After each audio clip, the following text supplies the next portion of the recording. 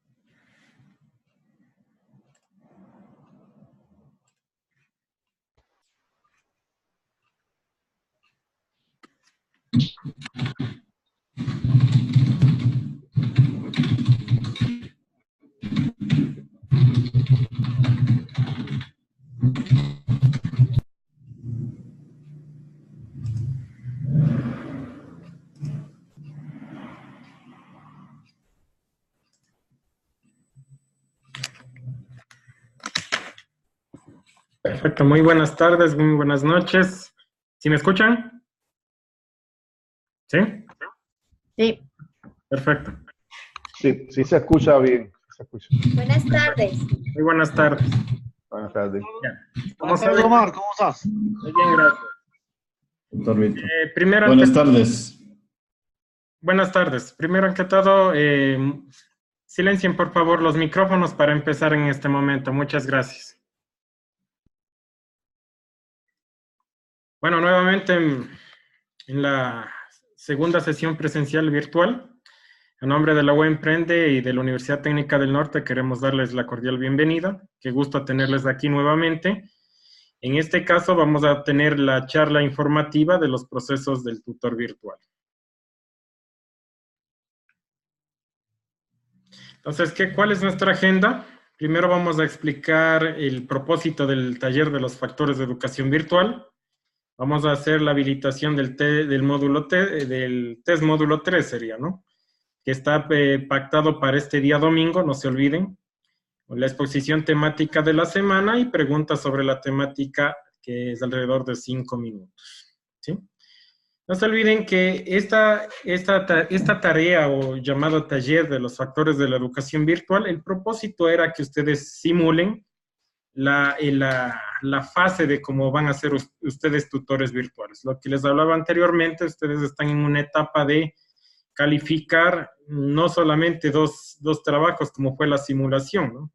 Actualmente el Consejo de Educación Superior, en el último reglamento de régimen académico, amplió ya a 200 estudiantes por tutor. Entonces, es un trabajo sumamente fuerte, demandante, ¿sí? Pero que vale la pena. Vale la pena esta experiencia docente. Entonces, lo que se les invita a ustedes a no ser tan drásticos, ¿no? Lo que sé decirles yo, castigar con amor, ¿sí? Tampoco ser tan directamente, ni tan permisibles, ni tan drásticos, ¿sí? Ver las necesidades del estudiante, ver qué situación tuvo por la cual no entregó ese trabajo o alguna situación que tuvo en el proceso. Sí, no se olviden que este domingo 17 de febrero, sí, el domingo 17 de febrero del 2019, por favor, nuevamente tenemos una evaluación. La evaluación consiste de toda la temática, incluida lo que exponemos no se olviden lo que exponemos en las sesiones presenciales. Entonces, los slides y el video grabado va a quedar subido para el día de mañana, tranquilamente pueden verlo nuevamente. Sí, entonces la exposición de la semana, no se olviden que vamos a hablar ahora de la comunicación e interacción social, la evaluación del proceso de aprendizaje, el seguimiento de las herramientas del profesor tutor, acompañamiento al profesor tutor y la soledad del estudiante, Y por último, vamos a darles unos tips de metodologías de docentes emergentes. ¿Sí? Entonces, bueno, en la actualidad, en la educación virtual existen dos tipos, la expresión oral y la expresión digital. ¿Sí? Entonces, en esta diapositiva que ustedes le pueden ver, este es los tips para crear una presentación eficaz en PowerPoint o en cualquier recurso digital. ¿Sí? Entonces, aquí no se olviden que debemos apoyarnos en hipervínculos, que sea simple, es decir, concreto. Por lo general, a los estudiantes les gusta más la parte gráfica que textual, ¿sí? Eso es lo que llama la atención. También hay que facilitar la lectura y visualización, es decir, que tampoco se acerquen tanto a la pantalla, ¿sí? Sino que tengan una correcta visualización. También es bueno de vez en cuando agregar algún contenido audiovisual, unos videitos de motivación o algún video de la temática, ¿sí? Y utilizar recursos de fotografías, imágenes, a veces GIFs, sonidos. Mientras tanto, sea el contenido más rico en multimedia, es mejor para el estudiante, ¿sí?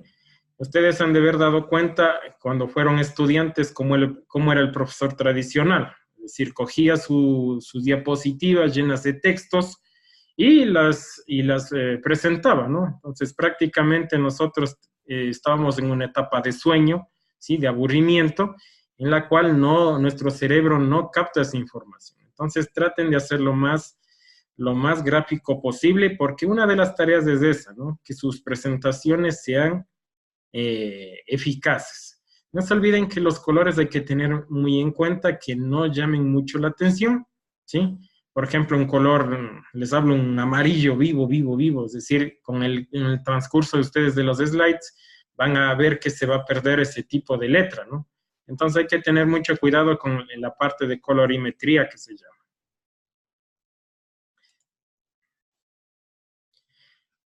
Entonces, para una presentación oral, siempre debemos convencer a los demás de tu punto de vista, ¿sí? Es decir, que la palabra que ustedes expongan sea creíble, sea que impacte al público, ¿sí? También que debe tener estructura los mensajes, es decir, quién, qué, cuándo, cómo, dónde, por qué, ¿sí? Y por último, ser uno mismo, ¿sí? Es decir, dar esa charla tampoco tan seria, tan fría, sino hay que ponerle un poco también de calor, ¿no? De calor humano, para que el estudiante se sienta cómodo. Más que todo, en esta modalidad, como les digo, es muy nueva, que les he escrito también por los foros a algunos compañeros, es muy nueva, entonces piensan que existe mucha facilidad. Entonces aquí hay que también dar la parte de calor humano, más que todo. No se olviden que lo más importante es despertar la atención de tu audiencia. ¿En qué consiste esto? De lo que les explicaba. Una buena presentación, un buen diálogo, un buen entendimiento con su público y obviamente reiterar en temas fundamentales. Es decir, tampoco abarcar todos los temas, sino temas puntuales que los otros temas ya están, como sé decirlos yo, colgados en la plataforma virtual. Es decir, si tienen 15 a 20 temas en la plataforma virtual, tranquilamente tienen que exponer los temas más puntuales, los que el estudiante tiene inconvenientes, les hablo entre 5 a 6 de los 15 temas, y con esos podemos llegar con más entendimiento a dichos estudiantes. Entonces, ¿qué es la evaluación del proceso de aprendizaje? Bueno, la evaluación, no se olviden que existe en todo tipo, ¿no? Es continua. Ustedes en todos sus ámbitos laborales, sí, en todos sus ámbitos educativos siempre han tenido procesos de evaluación. ¿Para qué sirven los procesos de evaluación? Obviamente para tener mejoras, para ver qué debilidades tengo y qué a futuro puedo mejorar, ¿sí? Entonces esto es una mezcla en la que reúne e interpreta información. Ustedes, lo que se les mandó es el trabajito, ¿no? Es decir, vamos a tener información y con esa información también podemos hacer un tipo de evaluación. Entonces, cuando ustedes estén en una etapa de evaluación, de educación virtual, en esta etapa de educación virtual no se olviden que durante todo el proceso de enseñanza debe existir la evaluación. Es decir, que no sea acumulativa, ¿sí? Eso es también uno de los castigos que puede existir al estudiante. que dejamos todo acumulado hasta el último, y por último, ¿qué hacemos? Es una evaluación acumulativa, es decir, es mucha información, y esa información es la que le mata prácticamente al estudiante. ¿Sí? Entonces tenemos que valorar el diseño del sistema de aprendizaje, es decir, ver cómo trabaja el sistema de aprendizaje, ver cómo trabaja la plataforma, ver qué herramientas me proporciona esa plataforma para yo hacer la evaluación constante. Entonces, ¿cuáles son los procesos de evaluación? ¿Sí? Prácticamente ustedes deben tener una evaluación inicial. La evaluación inicial es la típica encuesta, ¿sí? La encuesta inicial que se realiza, en la cual va a llevar, en este caso del curso que iniciamos con ustedes, bueno, no se realizó esta encuesta inicial por las situaciones de que ya tenemos información anteriormente ya recabada de ustedes, de algunos, ¿no? De la mayoría. Entonces, con esa información es como ya el diagnóstico inicial que tenemos. ¿Qué se necesita en el diagnóstico inicial? Es saber las competencias tecnológicas prácticamente del estudiante. Con ese diagnóstico inicial yo sé qué grupo de estudiantes cuentan con esas competencias y qué grupo no cuenta con esas competencias. ¿Qué grupo tiene internet y tiene accesibilidad al flujo de internet en su hogar o necesita de algún cyber? Con esos datos del diagnóstico inicial, ustedes tienen que planificar lo que estamos haciendo en este momento, ¿sí? Las sesiones presenciales virtuales y algunos otros trabajos que demanden en la noche. No se olviden que cuando trabajamos con estudiantes es en todo el mundo, es en todo lugar, y en algunos lugares obviamente el acceso a internet no es el mismo tanto en la zona rural como en la que estamos nosotros. Entonces es muy importante de que hagan este diagnóstico de competencia digital, más que todo para saber el grado de competencia tecnológica, y le meto mismo también de competencia tecnológica del estudiante. Entonces, la evaluación, tenemos la evaluación inicial, lo que les hablaba, la formación, el durante, la que se llama formativa, y por último tenemos la sumativa final. Entonces, en la formativa es prácticamente que son las evaluaciones que se hacen a semana, ¿no? Lo que le hacemos con ustedes. Todos los domingos tenemos una evaluación formativa, ¿sí? Entonces, la evaluación no solo debe centrarse en el proceso y en el resultado, debe servir para mejorar la planificación y la didáctica. Es decir, yo con las evaluaciones que he tenido con ustedes, por ejemplo, ha habido gente que no le ha ido muy bien en estas evaluaciones, he tratado de reforzar con algún tipo de información para que logres esa competencia de esa temática, ¿no? Para que llegue a ese punto de estar equilibrados todos. Y por último, la evaluación sumativa es la que ustedes tienen un puntaje, se va acumulando esos puntajes, genera un resultado, pero eso obviamente es un número, lo que les hablaba, ¿no? La importancia, como sé decirles a ustedes de este curso, que sea una evaluación formativa, ¿sí? Esta evaluación formativa es la que me gusta a mí, es de que debemos mejorar, tanto ustedes como mi persona, y tanto, igual, conjuntamente mejora la institución. Entonces les invito de que esta evaluación formativa sea constante, ¿sí? Cuando tengan ustedes sus cursos virtuales, no lo dejen para el último acumular un buen bloque de información porque le van a matar al estudiante, ¿sí? Pero sí vamos a tener, como les decía, cada semana a ustedes no se les acumula. Se imaginan como el examen presencial sería, ¿no? Como el examen presencial prácticamente es una acumulación de toda la información, entonces ustedes se van a quedar un poco contrariados con tanta información. Entonces, algo así es la formativa, es decir, ir paso a paso para no tener un bloque final de información de la cual mata al estudiante.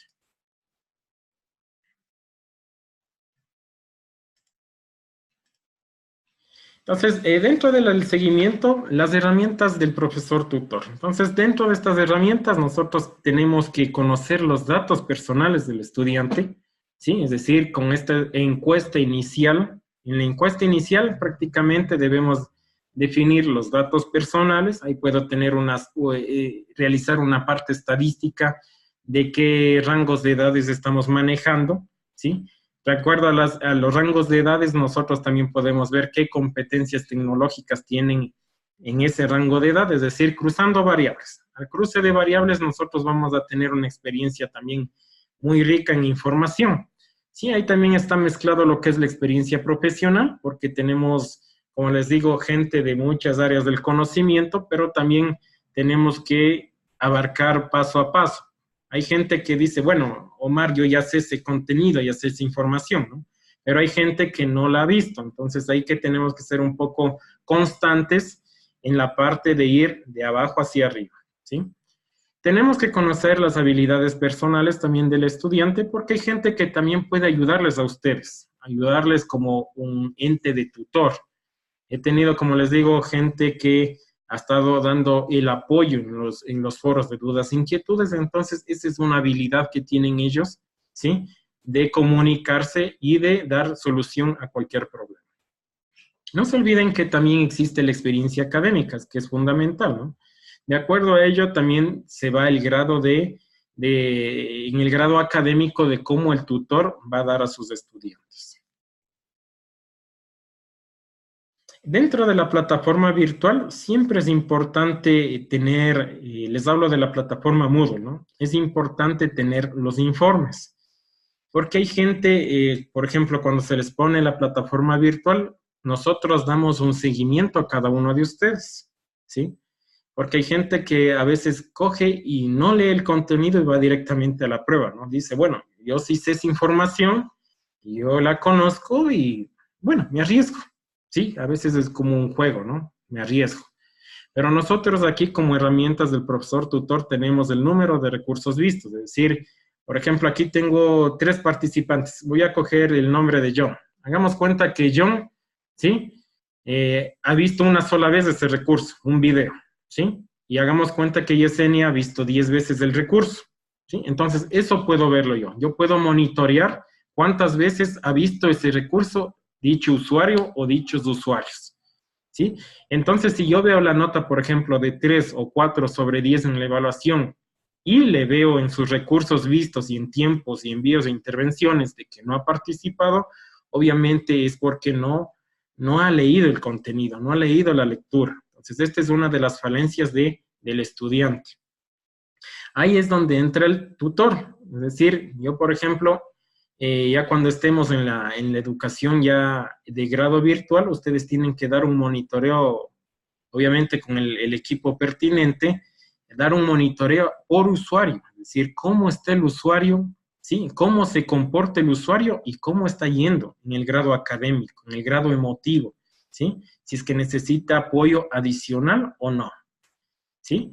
Aquí también se puede dar un monitoreo en las intervenciones en foros, en comunicaciones, tanto el estudiante y el docente, asistencias a sesiones en vivo. Por ejemplo, actualmente esta herramienta Moodle con Zoom se la empató para que les hablo que 10 minutos tienen ustedes de plazo para ingresar a esta sesión. Caso contrario, ya comienza a descontar automáticamente el software de acuerdo al tiempo límite que tenemos nosotros, que es 45 minutos. Si la persona, por ejemplo, se conecta los 15 últimos minutos, obviamente tiene una nota baja al que se conectó inicialmente. Esas son herramientas que le sirven al profesor tutor para medir cuál es el grado de importancia que le da la materia. Una de las importantes también herramientas del profesor tutor es aprenderse los nombres, ¿sí? Obviamente ustedes les hablo que cuando sean docentes virtuales van a tener un número de 200, ¿no? De 200 hasta 300 personas, depende de cómo sea el grado de participación. Pero en este caso hay gente o estudiantes muy activos que preguntan, que indagan, que a veces hasta el mismo profesor mandan un mensaje de cómo retroalimentar esa información que tienen en la plataforma y eso es bueno, ¿no? Porque después a simple vista, a simple conversación, uno se da cuenta con qué persona está conversando o con quién está chateando, ¿sí? Entonces eso es lo importante. Aprenderse todos los nombres es medio complejo, ¿no? Pero ustedes siempre se van a grabar los nombres de las personas más activas que tienen en la plataforma virtual. Otra de las importantes es averiguar los objetivos personales, ¿no? Es decir, el por qué están siguiendo este curso, por ejemplo. ¿Sí? Hay gente, por ejemplo, lo que les conversaba así por chat es por superación personal, otros que tienen la aspiración de ser docentes virtuales. Sí, hay muchas cosas más que tienen sus objetivos. Al tener un objetivo, obviamente ustedes tienen una motivación muy alta, ¿sí? Tienen una motivación muy alta para seguir el curso. Entonces, eso tenemos que ver en estudiante también. A veces hay estudiantes de que, bueno, quiero seguir porque quiero seguir, ¿sí? Entonces, tenemos que indagarle muy bien al estudiante para ver cuáles son sus objetivos personales. Conocer a su familia y comunidad, bueno, esta es una parte más profunda, ¿no? Porque a veces hay la parte psicológica que le afecta al mismo estudiante, sí, pero para esta parte de familia y comunidad, obviamente va a haber un departamento de orientación vocacional virtual, ¿sí? Entonces, todos los ejes se componen para dar ese seguimiento correcto al estudiante. Sí, también hay que tener actividades grupales, tanto académicas como no académicas, ¿sí? Es decir, involucrar al estudiante que participe y sea activo. Compartir información personal, ¿sí? Lo que les estaba con algunas personas les decía, conversar, compartir el número telefónico, a veces me ponen noticias o información relevante a la educación virtual y les agradezco mucho porque me han estado enviando. Entonces, eso es compartir información, ¿no? Y también ver el lado positivo y negativo, es decir, cuáles son sus pros y sus contras de esa persona para tratar de mejorar mutuamente, tanto el estudiante como el docente.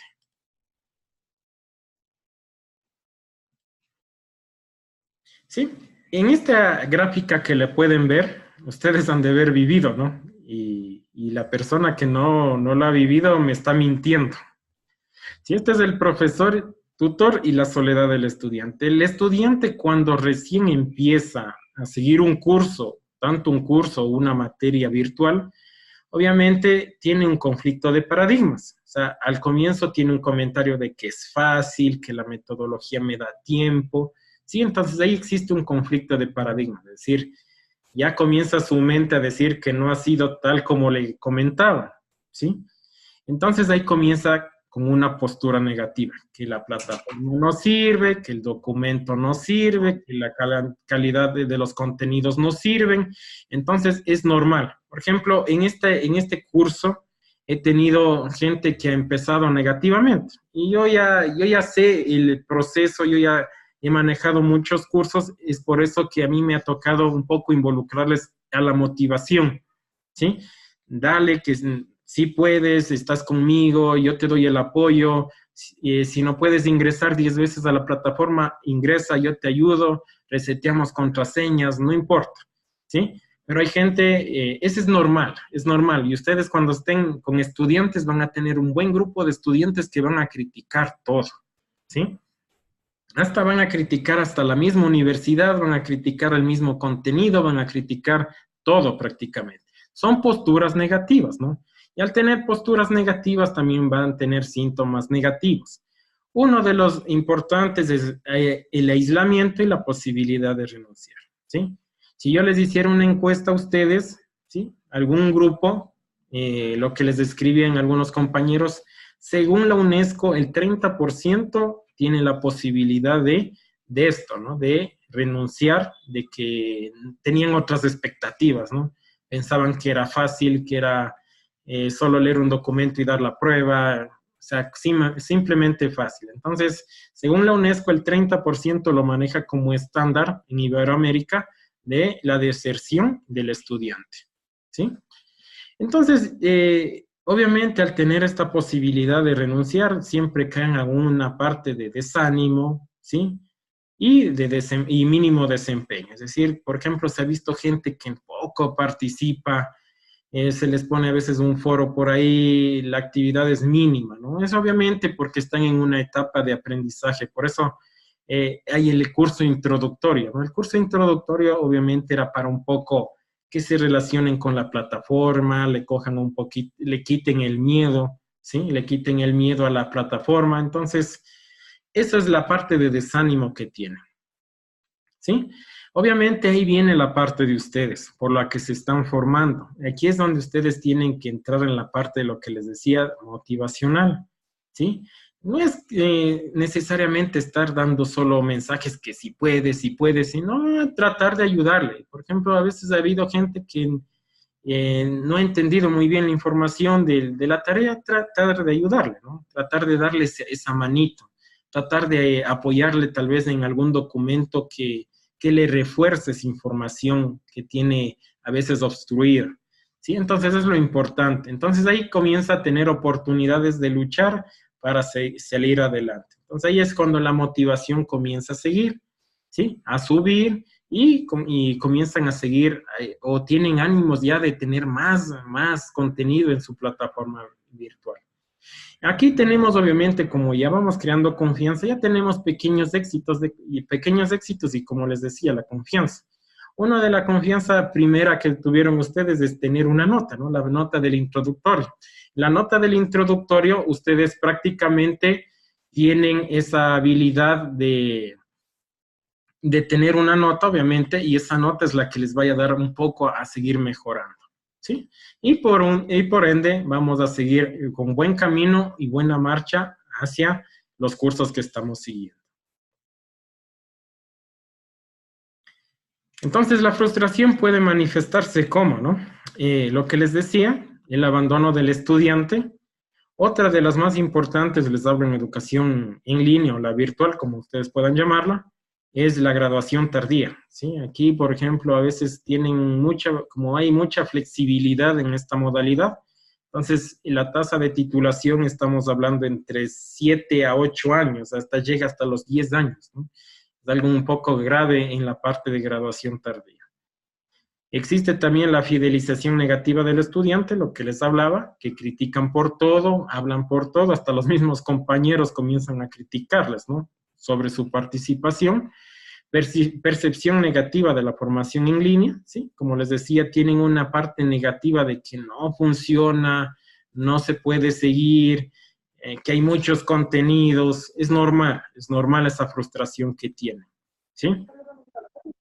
Existe también una percepción negativa de la institución, ¿no? A veces como... ¿Sí le pueden silenciar, por favor, los micrófonos? Gracias. Como existe una percepción negativa también a la institución, ¿sí? Ayúdenme, por favor, silenciando.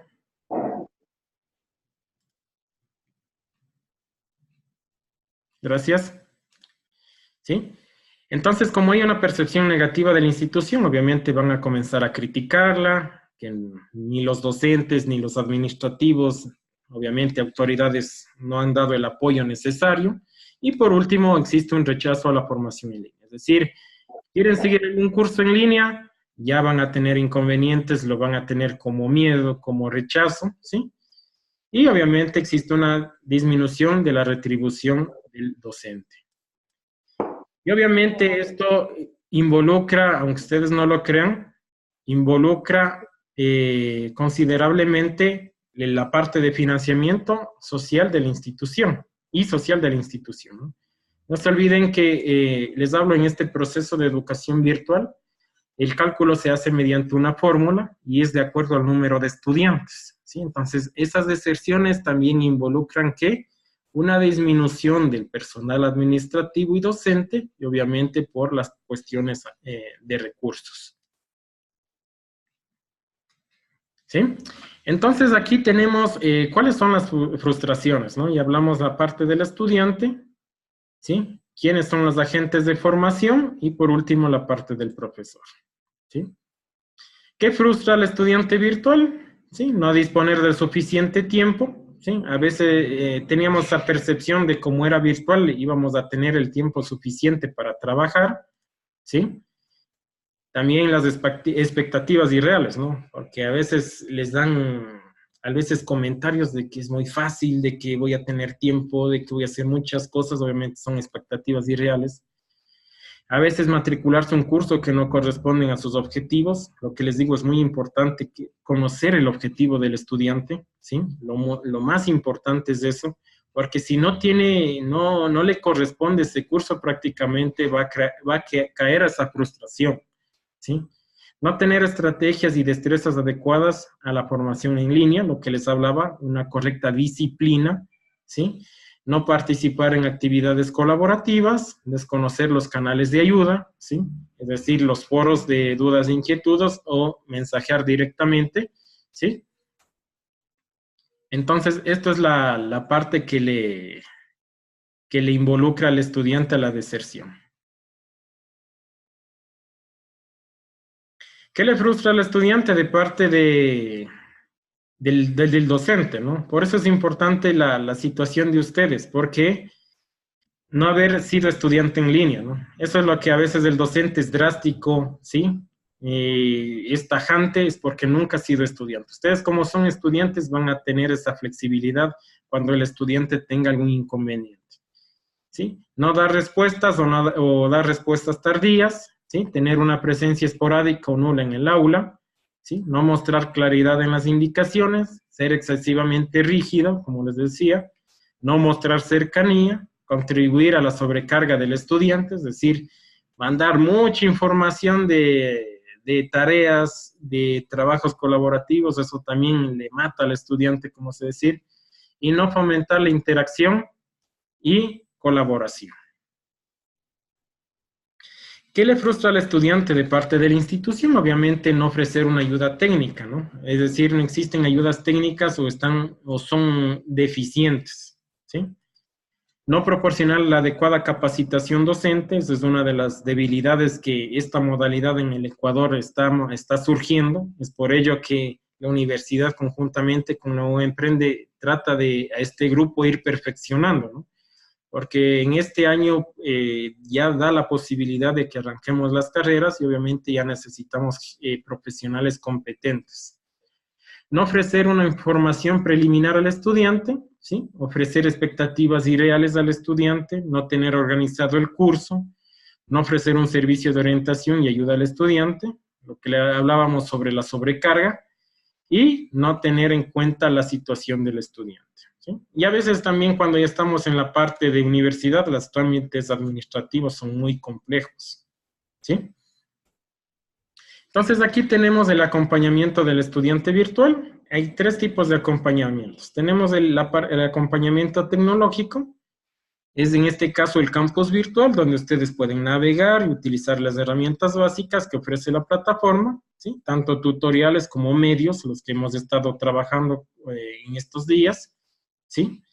Y para comunicarse con los distintos entes, ¿no? Que puede ser el departamento de tecnologías, puede ser el mismo tutor, puede ser la comunicación con el autor y muchos otros más.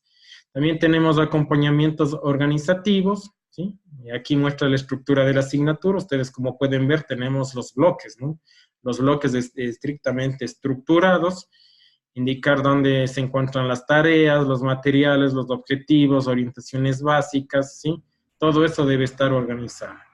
Y por último tenemos la parte humana, ¿sí? Es la parte más importante, ya que en estos primeros días hay que hacerle sentir al estudiante como que está en casa, ¿no? Es decir, darle el apoyo, la motivación de que sí puede ir mejorando, puede ir perfeccionando el manejo de la herramienta. No se olviden que hay que recibir ese feedback, ¿no? Ese feedback de cómo fue la experiencia del estudiante.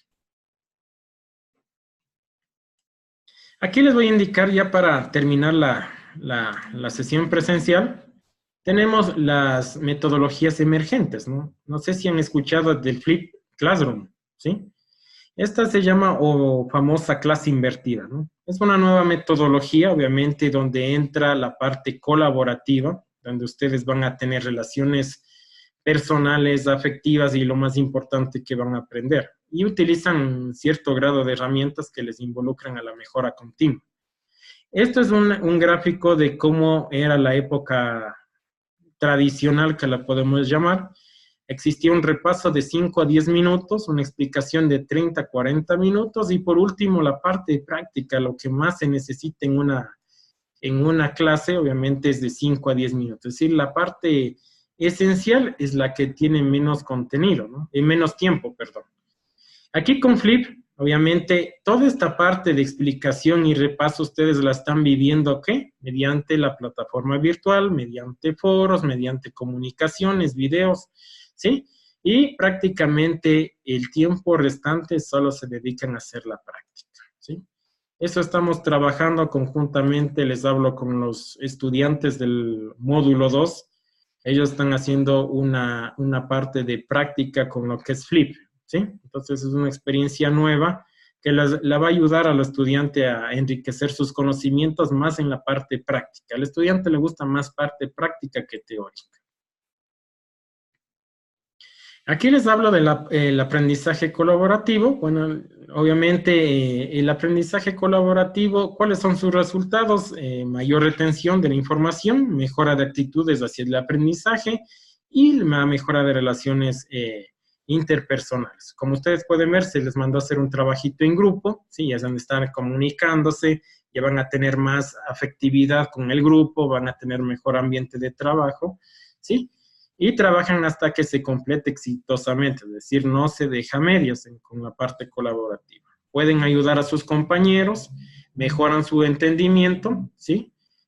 Se puede trabajar hasta en pequeños grupos, ¿no? Y en varias actividades. Este es el boom en la actualidad, con lo que se trabaja en todas las áreas de conocimiento. En la anterior clase también les hablaba a ustedes del aprendizaje cooperativo, ¿no?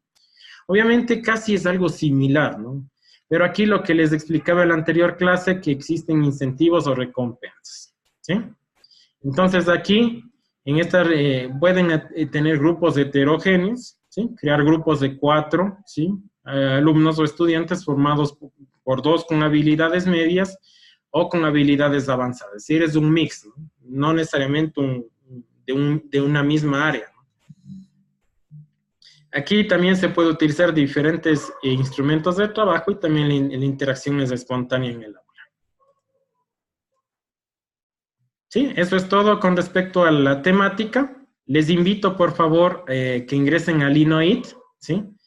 En Linoid, por favor, les voy a poner en el tablero de cafetería virtual un tablero, ¿no? Este es un tablón de anuncios. Entonces, ahora sus preguntas me las van a realizar de acuerdo al Linoid, ¿sí? En este momento, a lo que se acabe la sesión presencial, ustedes me van a hacer algunas preguntas puntuales y yo les voy a responder por el Linoid, ¿sí? Entonces, tienen que ingresar al Linoid, iniciar sesión, registrarse, iniciar sesión, pero yo en la cafetería virtual les voy a pasar un enlace con el que se van a conectar a mi tablero, ¿sí? En ese tablero ustedes pueden hacerme preguntas. No se olviden que este tablero, les explicaba que cada semana utilizamos diferentes herramientas, ¿no? Entonces ahora les voy a explicar Linoid, cómo es un trabajo mediante tableros de anuncios y es un poquito más interactivo para el estudiante, ¿sí? Bueno, la próxima sesión presencial les voy a indicar el PeerDic, ¿sí? Es una herramienta que le he estado analizando esta semana y es novedosa. ¿En qué consiste? En que ustedes hacen presentaciones, pero hacen también interactuar al estudiante, ¿sí? Por ejemplo, ahorita ustedes están viéndome y les digo, por ejemplo, una pregunta, ¿entendieron tal temática? Y ustedes pueden hacer la votación en tiempo real, ¿sí? Y yo puedo tener una estadística de cuántos sí han comprendido esa temática y cuántos no, cuántos quieren hacer preguntas. Es una herramienta muy eficaz, y esta la trataré de verla en el inicio de la próxima sesión, ¿sí? Bueno, ha sido un gusto haber compartido con ustedes, y ahora sí les doy el abrazo cordial de feliz día de San Valentín, ¿sí? Espero que hayan pasado muy bien con toda su familia, con todos sus amigos, y que sea de lo mejor. Cuenten conmigo para lo que ustedes necesiten. En este momento nos conectamos a cafetería virtual para que ustedes me hagan los que quieran, ¿no? No es obligatorio, pero sí sería fundamental que en algún tiempo le utilicen esta herramienta también, que es muy buena. Entonces nos vemos en cafetería virtual, les dejo el enlace y automáticamente ustedes me pueden hacer preguntas en ese tablón. Un abrazo a cada uno de ustedes. Nos veremos en la próxima semana. No se olviden que estamos a poco tiempo ya de culminar este curso que ha sido intenso, ¿sí? Ha sido intenso pero novedoso. Espero que les esté gustando el contenido y la mejora continua que hacemos nosotros día a día. Un abrazo a cada uno de ustedes y nos vemos en Cafetería Virtual.